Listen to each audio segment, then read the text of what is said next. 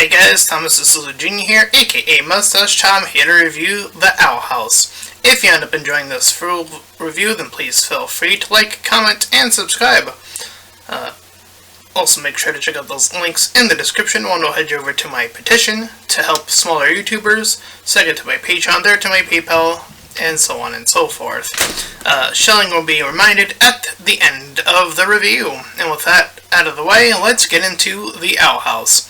So, I got into The Owl House pretty late and decidedly to catch up on it, as I had learned that Season 3 was going to be cut short by Disney because Disney, supports LGBT content but then cancels LGBT content by cutting it in half, that being the third season.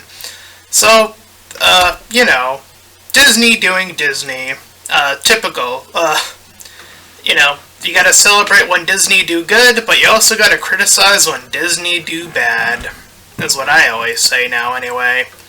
The Owl House was a pretty rare exception. I think the last Disney show that I thought was good was, the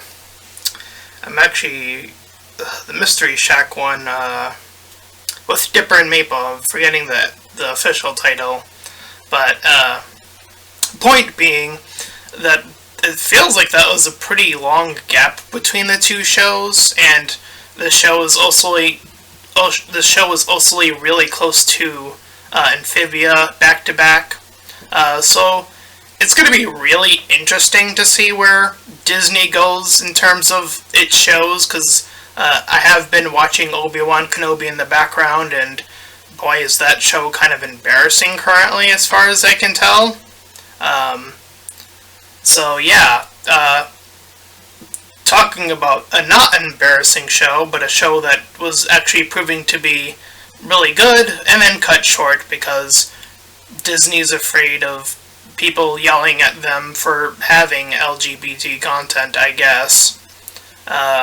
Scary, ooh. The scariest that it gets is that two young characters kiss. Oh no, that's gonna teach kids that behavior to be in a same-sex relationship, that's no good. Some go as far as to say that that's grooming. Well, I don't understand that word in that context, but, brushing your hair, brushing a dog's hair, brushing a horse's hair, that's grooming, by the way. If you ever want to stick to the definition of things, be my guest. I believe the word that they want to use is, mental child abuse or whatever, which I find a bit bizarre, because all you have to do is just flip it to, well, what about all these examples of all these other young things that are, teaching kids about other things that are rather questionable, like G.I. Joe back in the day, teaching kids to join the army to kill people. Yep, that's perfectly fine. Oh, how about this one? Baby dolls for girls. Let's teach straight sex to girls. That's good. Oh, and also to be a mother. That's a good one. But teaching them to be gay and that they might be gay, that one's no good. That one's the no-no. There are other shows that teach other, youth lessons, like Digimon. One of my favorite shows. That show talks about being adopted, that people can die, that abuse is a thing. Oh my god! That was a thing that was shown to kids! Crazy, I know. It's almost as if kids can absorb a lot more information than we give them credit for sometimes, but to still keep them on the basics. Like, yeah, teaching them that there can be a character that kisses a same-sex character isn't really a big deal. We've seen straight people do it for years in television. So there shouldn't be any difference unless you're actually homophobic. Oops, did I say that without no regrets? Oh, I absolutely did. Anyway, getting back to the actual show, we follow Luce the human, who mysteriously bumbles herself into the Owl House universe of a world of magic and witchcraft of various sorts from all these different types of magical elemental stuff. She befriends two friends, Willow and Gus, who are more so supporting characters, who becomes her motherly figure, and the Owl Lady, and sort of a previously supporting character who's become a lot more of a plot device in King. Those being like the earlier add-on, characters that we see. Additive to that, we see Luce's eventual crush coming in the form of Amity, who their initial interaction was that of a school rivalry where Amity had her own, ironically enough, parents that were too strict, and that side of perfection sort of latched onto her to such a degree in school that it caused her to freak out that Luce was even there and doing her own thing and kind of misbehaving in a way that wasn't in accordance with what she, was trying to follow here. And eventually, having those two overcome their odds, interact with solid pacing, which is quite incredible to see a show have such pacing with, other elements, with what the Owl Lady is going through in her transformation and her accepting that this transformation is a part of her, and going through that story arc, going through Luce's own story arc about trust and, wanting to do the right thing, and of course, just as importantly, falling in young love, naturally speaking, with, of course, as I mentioned already, Amity. And that sort of follows through to Season 2, where we see more of the antagonist making a lot more moves prominently. There are some different factors between Seasons 1 and 2. The Owl Lady and her sister start as much in the way of rivals, and they make amends. I think their pacing is a little bit more quicker than other elements, if I can recall correctly. So there are parts that I would say could have used a little bit more, perhaps, but I think for the amount of things, like little story beats the show is covering, I think that the time coverage is as fair as it can conceivably be for what the amount of characters we are seeing in this world. They still give time for Willow and Gus, these two side characters, to have their moments, their little episodes, and in a lot of cases that just happens to correlate with another character that they're introducing, whether that be Hunter or the main antagonist Philip, or dealing with another new character, or a character that they were sort of alluding to it anyways, is being in the Collector, and what his deal is, and so on and so forth. So the Season 2 ends on a pretty somber note, if you will, having Luce, Amity, and Gus and Willow all transported to the human realm, much like, say, Amphibia in its third season, having the witches that were almost lost to Philip's, evil plan of, getting rid of their powers and all that bad stuff, I should rather say. was about to suck up all their magic, and the Collector, as I mentioned very briefly, was brought on the side of good, at least for the time being, to get his little moment against Philip. But it does seem like his little journey, based off of the little thing we see at the end of Season 2, to imply that his little badness isn't quite over yet.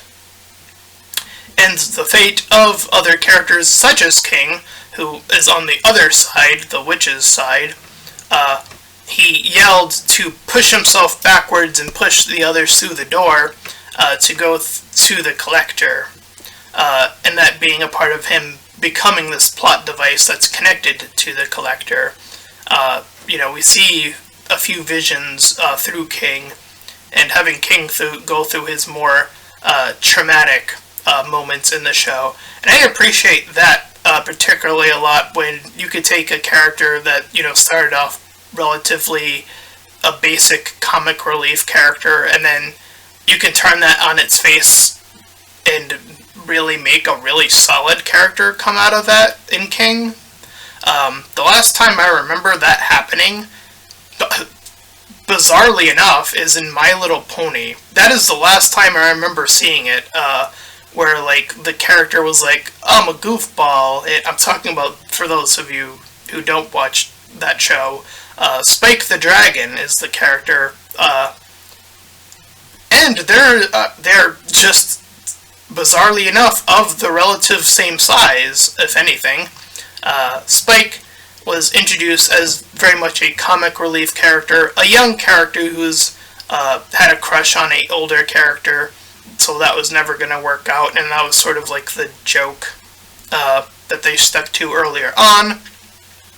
And then later on, just the amount of content that Spike as a character gets on later on, becoming an ambassador to dragons, him being a dragon himself, becoming the ambassador to changelings, and having that three-way episode with him, a changeling and a dragon in himself, trying to figure out the different leadership roles and all that good stuff, being the savior of a place called the Crystal Empire twice, giving up the rule of being a dragon, because he did technically win that little competition to become the king of dragons, or whatever the official title was. That character went through a lot in the later seasons, and I do feel like if this show had the full extent of the third season, I feel like they could have pushed King even further than what we have already seen from him, which is, a little bit, here. We see him again take on this more severe role of not knowing where he's from, not knowing his father in this case, and wanting to know, and being suckered into this area where a bunch of people, human beings, or wizards in this case, are all dressed like him, and, they all kind of find out what he truly is, that being a Titan demon. And, people in this realm have feared Titans in a significantly different degree, thanks to people like Philip creating all of these different types of lies that people have just come to believe over a great deal of time. So yeah, definitely a lot going on there. I definitely think you could have pushed King further. I don't know how much time they will have in Season 3, and it does seem like the separation is a clear indication that they're probably going to focus more on Luce's side than King's side, maybe? I don't know quite yet, actually. It's going to be really hard to say definitively what the Owl House is going to have to do with a cut season. There's definitely a lot of material that I think they should cover, or need to cover, even going as far as that. But it is going to be definitely within a time crunch now, so it's going to be a lot harder on them to, pick the parts that are absolutely essential. Like, they're gonna have zero time to, like, mess around here. You know, no time for filler. Zero time for filler. Which, you know, filler, as I always say, isn't necessarily a good or bad thing. It's just how well executed the filler is. How, you know, does someone learn something from, you know, not having a plot-heavy episode, or, like, you know, maybe it's just a way to calm the audience down after something intense has happened. Like, there's ways you can use filler to, like, break up things pretty swiftly. Just be careful how long you use it is often the warning I would give to writers. But outside of that, in terms of the first two seasons, I would say the pacing is, for what we have, for the amount of characters that, you know, achieve something, I would say it's probably one of the best paced shows I've seen in quite a long time. Dare I compare it to a show like Avatar: The Last Airbender in its pacing, which is one of the best paced shows I would also point to in terms of just animation. But that does have 4 seasons, though. So yeah, that one's a bit, that's a bit of a harder comparison, whereas this is going to get cut off at 3. So, as far as the 2 seasons are concerned, what they were able to achieve within those 2, the pacing was fantastic. What they were able to, the character arcs that they were able to show within that time frame was utterly fantastic. And yeah, some of the rating, I do think they were very purposely trying to get on the nose, because Disney was like, no, no, no.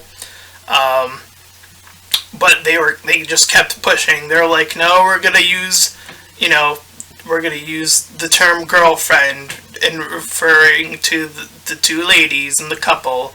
We're gonna refer to, I forget their name, Rain, I believe it is. Yeah, they refer to an individual character. They give them the they/them pronouns throughout, which I still struggle to do, admittedly, because I'm still used to they/them referring to 2 people. So that one's still a little bit tricky to remember sometimes. I would just refer to the character as Rain, preferably. And hopefully no one got mad at that I explained that I still get a little bit hung up on that confusion. That's not to be mean or anything, it's just something I do personally struggle with. Anyway, Rain's character, as I get dealing with the owl lady, again, that pacing as well, it definitely felt a little bit quicker than the other relationship, and the ending of it seemed like they were implying that Rain is injured or worse? Question mark? I'm not sure what the implication was. Like, did she, or say I said she right there. I slipped into she because I don't even know why, but you know, how much did Rain give up? Did they give up their life? I don't know.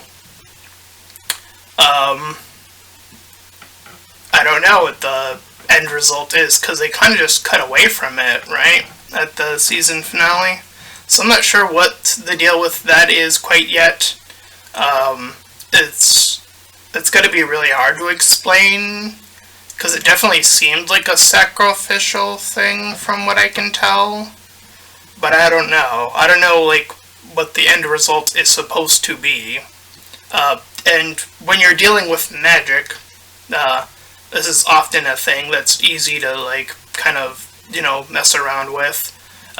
That's the other, you know, devil's advocate on the other side. We don't know how much magic can affect in a good way, you know, as a result of this happening to the character. So overall, I would still say, as an overall show, I would still probably say it's one of Disney's best. And it's a damn shame that Disney was like, well, no, no, no. If you have not checked out The Owl House, and if you're looking for a well-paced show of 2 seasons currently, I would definitely highly recommend checking it out if you haven't already. If I were to give it a score, I'd probably give it an 8 or like a 7 or an 8 probably in terms of overall score. Out of 10, so, above average, slightly. I feel like the things that had to be sacrificed in Season 2 are a little bit more apparent. Definitely, the fighting is definitely one I noticed from Season 1 to Season 2. They were able to capture a lot more of the fighting in Season 1 from... At least I'm thinking of that one fight of, like, the owl lady and her sister fighting, with using, like, the owl spells back and forth. I remember that fight very vividly, and I'm trying to think of, like, other fights, and I think a lot more of them are in Season 1 and then Season 2, and, or maybe I'm just misremembering. I'm trying to remember when they, had the date episode, if that was Season 1 or Season 2, because I remember the sequence, the fight sequence, where they're, like, dancing and doing the spell together, or spells, plural, together. I remember that sequence, but I don't even remember if that was Season 1 or 2. Yeah, I simply just don't remember. Anyway, not that that's too important, but just saying that I do remember, like one of them was, like, really, really strong, in terms of, again, pure animation style. And, if they gave the amount of credence to this as, say, like, Avatar: The Last Airbender, which is another show that heavily utilized its, fighting choreography to its fullest advantage, then, and just, additive to that, you just add magic to that, and you have yourself, in terms of just pure combat, if that's something you're looking for, then I would say you'd be satisfied. If you're looking for a well-paced story, you'll also be satisfied. If you're looking for a show that has good characters, you'll also be satisfied. So this has a lot going on for it. And again, just to wrap up, I don't know what Disney has left. I don't know. I've seen some leak. I don't know if they're leaks or something of, like, new animation shows that they might be working on. Again, Obi-Wan, from what I've seen of it so far, is looking a bit wonky a lot, which isn't very surprising at all, by the way. But anyways, that is my full review of the Owl House, and if you ended up enjoying it, then please feel free to like, comment, and subscribe. Also, make sure to check out those links in the description. One will head you over to my petition to help smaller YouTube content creators. This will get to my Patreon, there to my PayPal. Any donations are greatly appreciated. Until next time, everyone, bye-bye!